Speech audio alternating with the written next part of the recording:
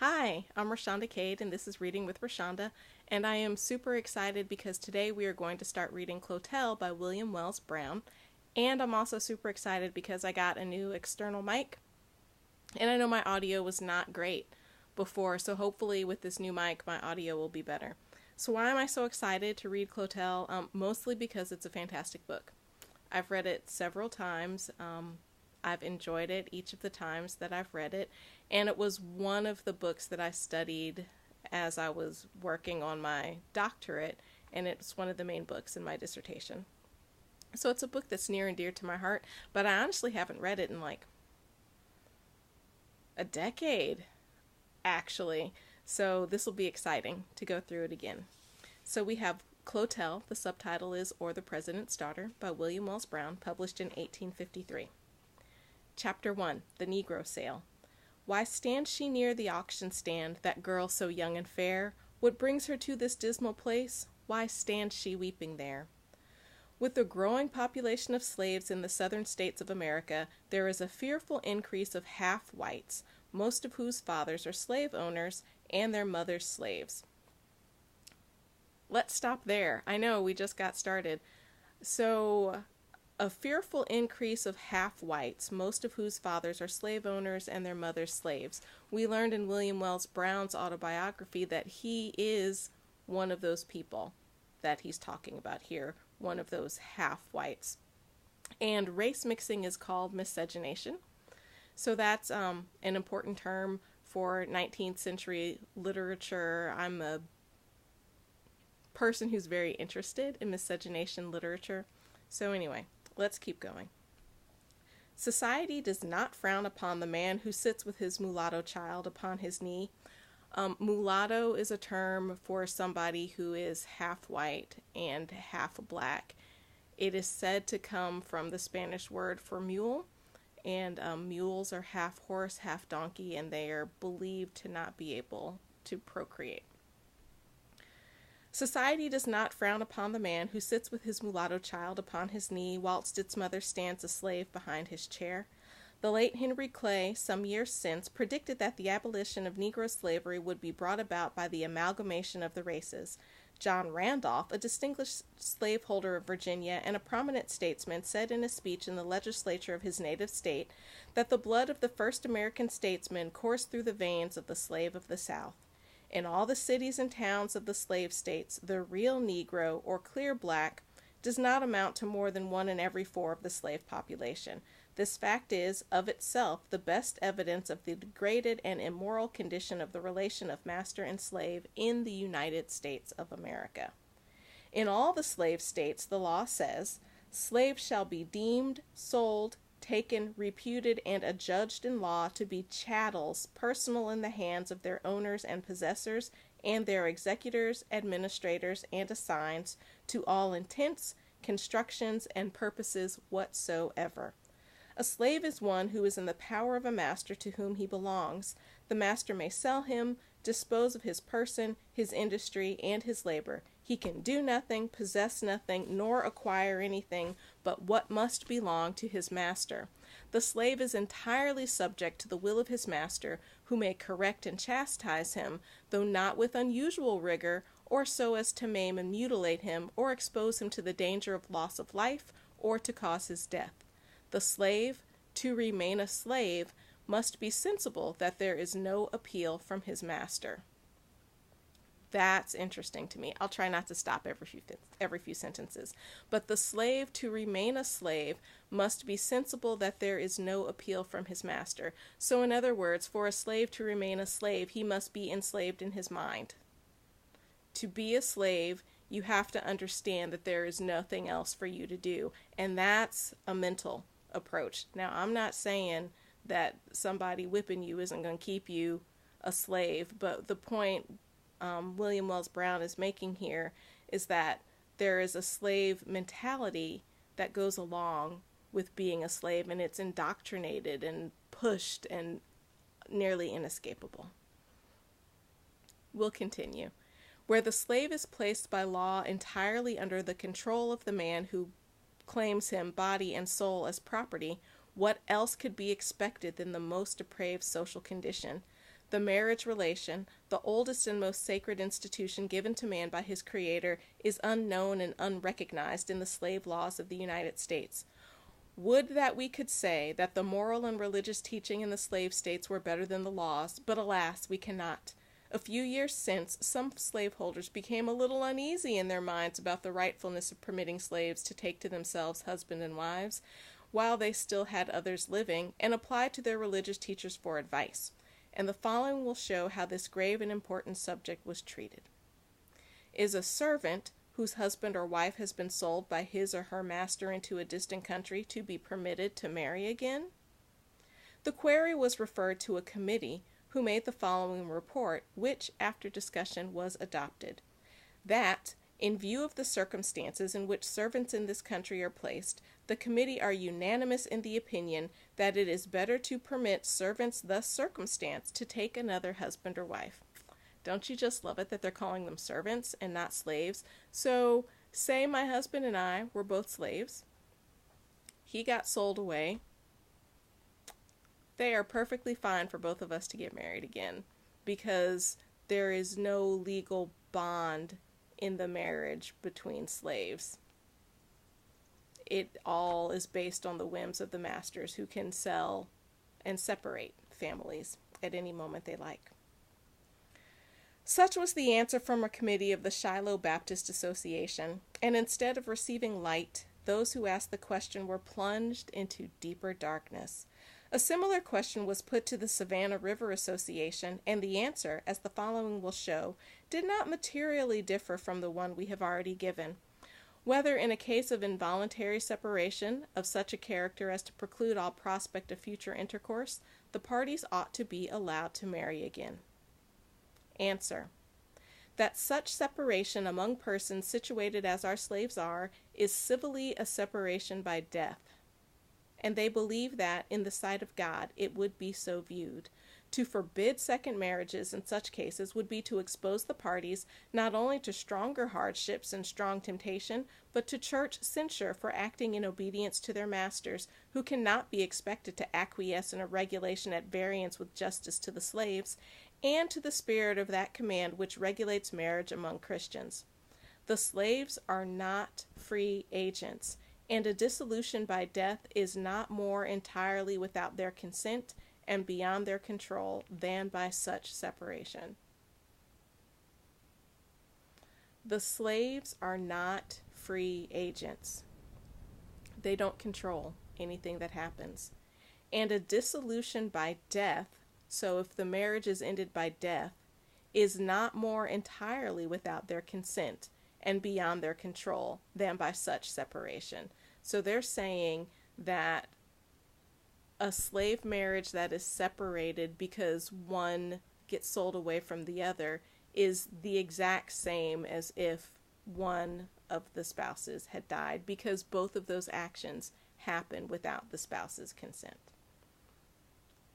Although marriage, as the above indicates, is a matter which the slaveholders do not think is of any importance or of any binding force with their slaves, yet it would be doing that degraded class an injustice not to acknowledge that many of them do regard it as a sacred obligation and show a willingness to obey the commands of God on this subject.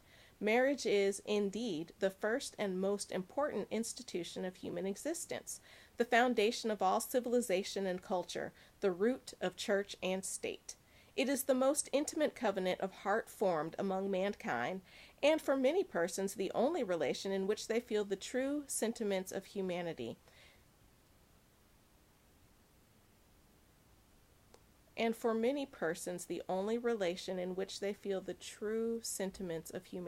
That is really deep.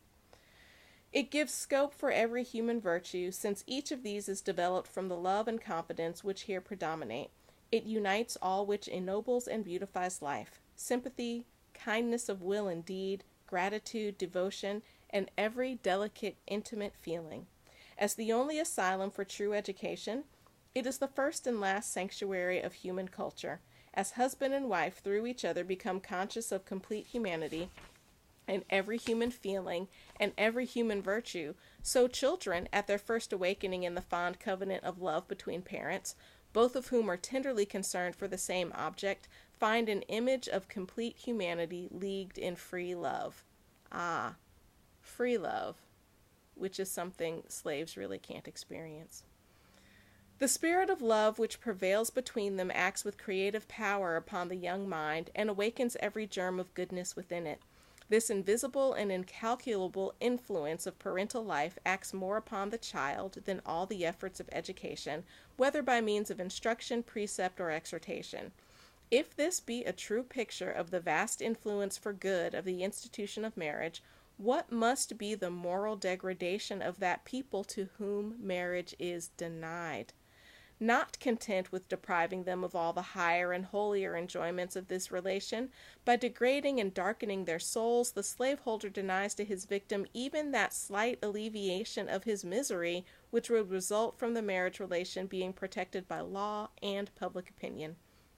Such is the influence of slavery in the United States that the ministers of religion, even in the so-called free states, are the mere echoes, instead of the correctors, of public sentiment. We have thought it advisable to show that the present system of chattel slavery in America undermines the entire social condition of man, so as to prepare the reader for the following narrative of slave life in that otherwise happy and prosperous country. So as I was reading this, I was thinking, some of you might be wondering, when are we going to get to the story? We will. We will get to the story, but Brown hasn't gotten to the story yet because Brown needed to give us his opinion on slavery and marriage in the U.S. to lay the foundation for the story that we will be getting to soon. So we'll continue.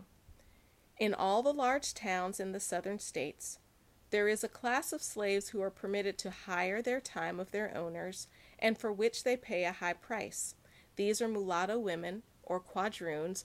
The term quadroon is used for somebody who is the offspring of someone who is a mulatto and someone who is a white person. It basically stands for 1/4.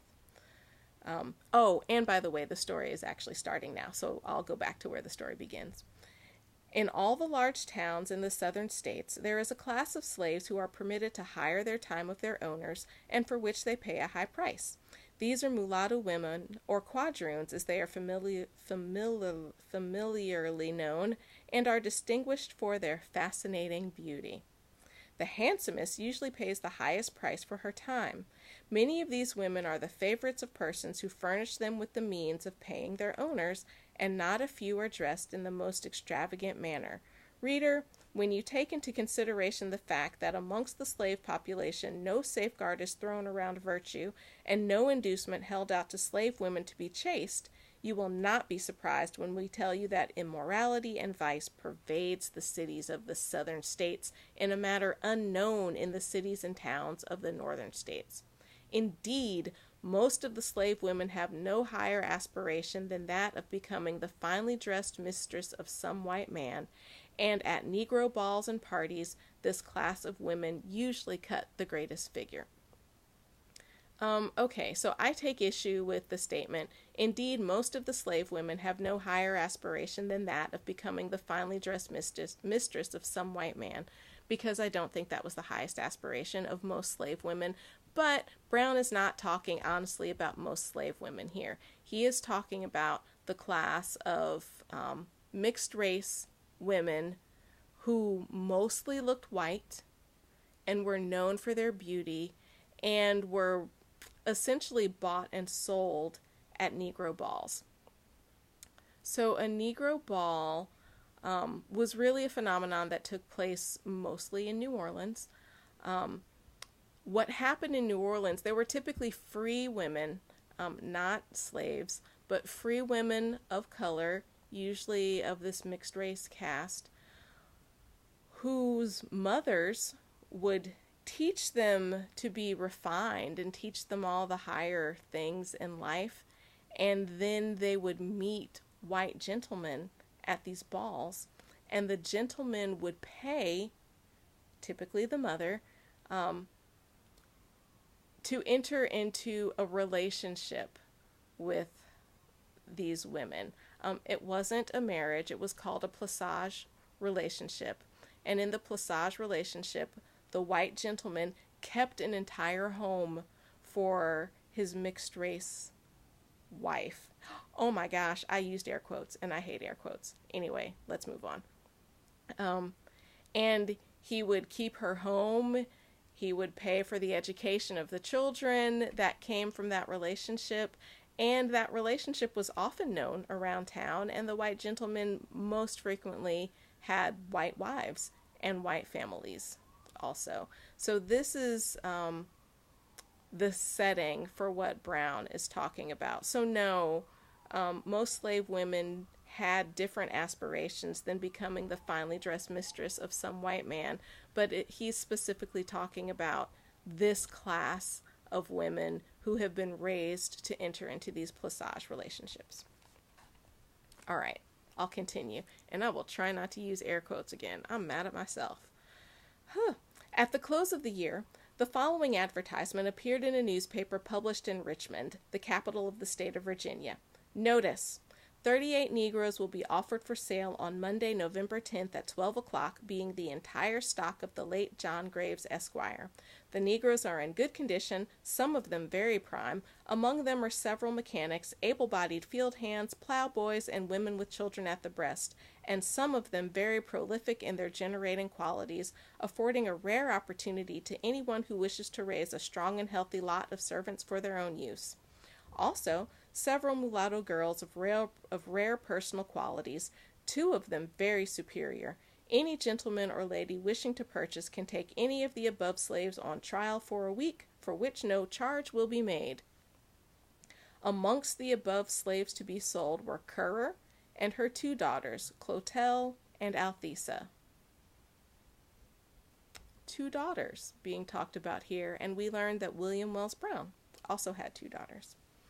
The latter were the girls spoken of in the advertisement as very superior. Currer was a bright mulatto and of prepossessing appearance, though then nearly 40 years of age. She had hired her time for more than 20 years, during which time she had lived in Richmond.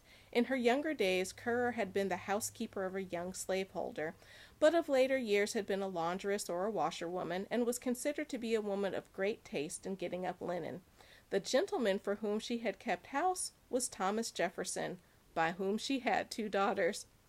Oh!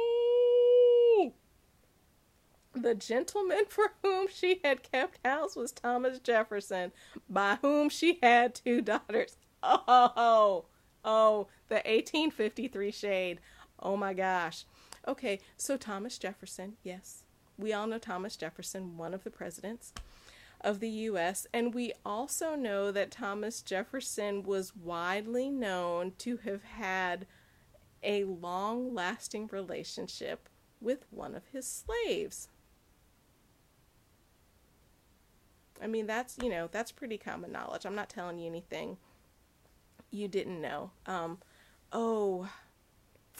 And her name escapes me just now. Sally Hemings is her name. There's a really great book called The Hemingses of Monticello. It's a very thick tome, but it's an excellent book. But anyway,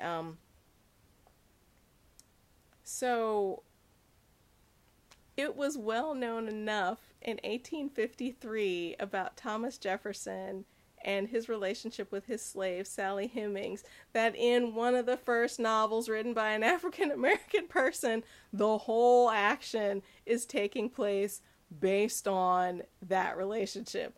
That is hilarious to me. Who would have thought stuff was going down like that in 1853? All right. The gentleman for whom she had kept house was Thomas Jefferson, by whom she had 2 daughters. Jefferson being called to Washington to fill a government appointment, Currer was left behind, and thus she took herself to the business of washing, by which means she paid her master, Mr. Graves, and supported herself and 2 children.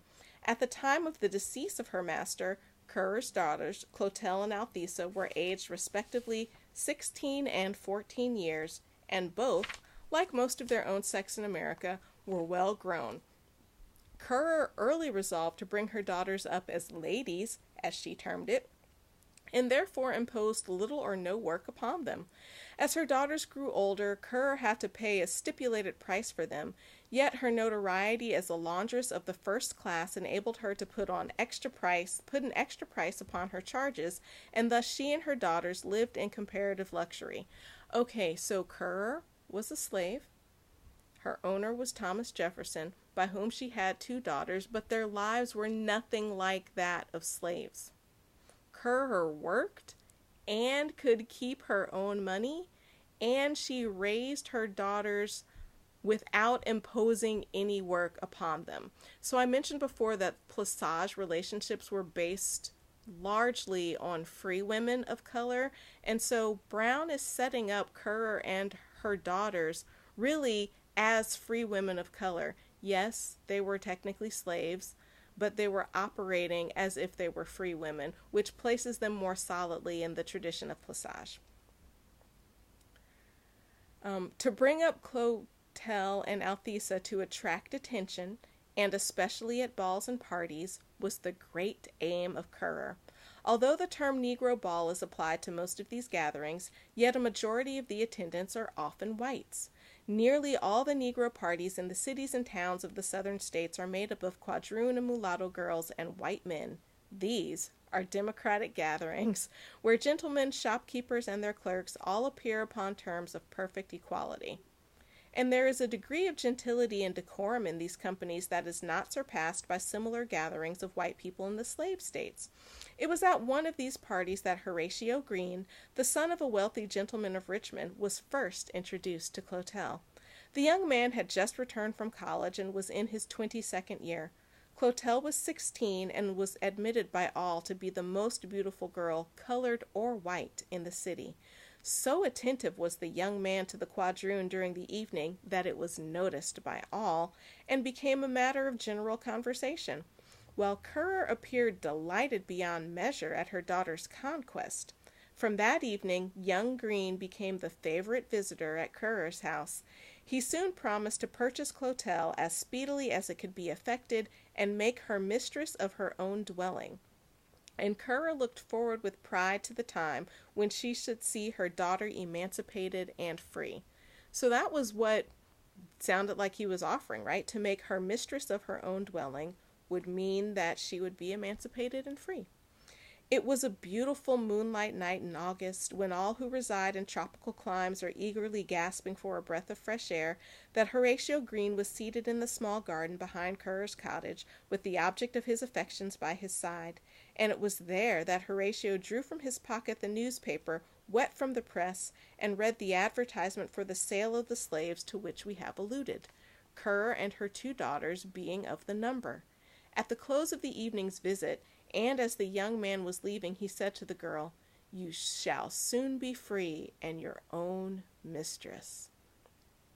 As might have been expected, the day of sale brought an unusual large number together to compete for the property to be sold. Farmers who make a business of raising slaves for the market were there. Slave traders and speculators were also numerously represented, and in the midst of this throng was one who felt a deeper interest in the result of the sale than any other of the bystanders. This was young Green. True to his promise, he was there with a blank bank check in his pocket, awaiting with impatience to enter the list as a bidder for the beautiful slave. The less valuable slaves were first placed upon the auction block, one after another, and sold to the highest bidder. Husbands and wives were separated with a degree of indifference that is unknown in any other relation of life except that of slavery. And we know how Brown feels about that based on his treatise earlier. Brothers and sisters were torn from each other, and mothers saw their children leave them for the last time on this earth.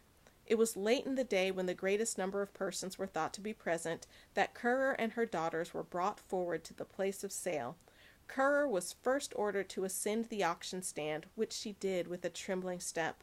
The slave mother was sold to a trader. Althesa, the youngest, and who was scarcely less beautiful than her sister, was sold to the same trader for $1,000. Clotel was the last, and, as was expected, commanded a higher price than any that had been offered for sale that day. The appearance of Clotel on the auction block created a deep sensation among the crowd. There she stood with a complexion as white as most of those who were waiting, with a wish to become her purchasers. Her features as finely defined as any of her sex of pure Anglo-Saxon, her long black wavy hair done up in the neatest manner, her form tall and graceful, and her whole appearance indicating one superior to her position. The auctioneer commenced by saying that Miss Clotel has been reserved for the last because she was the most valuable. How much, gentlemen? Real albino, fit for a fancy girl for anyone. If you know the Reba McEntire song Fancy, you sure know what a fancy girl is. She enjoys good health and has a sweet temper. How much do you say? $500? Only $500 for such a girl as this? Gentlemen, she is worth a deal more than that sum. You certainly don't know the value of the article you are bidding upon. Here, gentlemen, I hold in my hand a paper certifying that she has a good moral character. 700. Ah, gentlemen, that is something like. This paper also states that she is very intelligent. 800. She is a devoted Christian and perfectly trustworthy. 900, 950, 10, 11, 1200. Here the sale came to a dead stand. The auctioneer stopped, looked around, and began in a rough manner to relate some anecdotes relative to the sale of slaves, which, he said, had come under his own observation. At this juncture the scene was indeed strange. Laughing, joking, swearing, smoking, spitting, and talking kept up a continual hum and noise amongst the crowd, while the slave girl stood, with tears in her eyes, at one time looking towards her mother and sister, and at another towards the young man whom she hoped would become her purchaser. The chastity of this girl is pure. She has never been from under her mother's care. She is a virtuous creature. 13, 14, 15, $1,500, cried the auctioneer, and the maiden was struck for that sum. This was a Southern auction at which bones, muscles, sinews, blood, and nerves of a young lady of 16 were sold for $500, her moral character for $200, her improved intellect for $100, her Christianity for $300, and her chastity and virtue for $400 more. And this, too, in a city thronged with churches, whose tall spires look like so many signals pointing to heaven, and whose ministers preach that slavery is a God-ordained institution. How must Clotel have felt? She was raised to be a lady. She was raised with an education. She was raised not to be a slave, but there she stood on an auction block with people bidding for her, and one of those people was the man she loved, and he had to be amongst the throng to bid for her, to own her, so he could love her. What a crazy institution slavery was. What words can tell the inhumanity, the atrocity, and the immorality of that doctrine which, from exalted office, commends such a crime to the favor of enlightened and Christian people? What indignation from all the world is not due to the government and people who put forth all their strength and power to keep in existence such an institution? Nature abhors it, the age repels it, and Christianity needs all her meekness to forgive it. Clotel was sold for $1,500, but her purchaser was Horatio Green. Thus closed a Negro sale at which two daughters of Thomas Jefferson, the writer of the Declaration of Independence and one of the presidents of the great republic, were disposed of to the highest bidder. O God, my every heartstring cries, dost thou these scenes behold? In this our boasted Christian land, and must the truth be told? Blush, Christian, blush, for e'en the dark, untutored heathen see thy inconsistency, and lo, thy scorn thy God and thee. They scorn thy God and thee. And that ends chapter 1 of Clotel. So chapter 2 next time. Thanks for listening. Reading with Rashonda.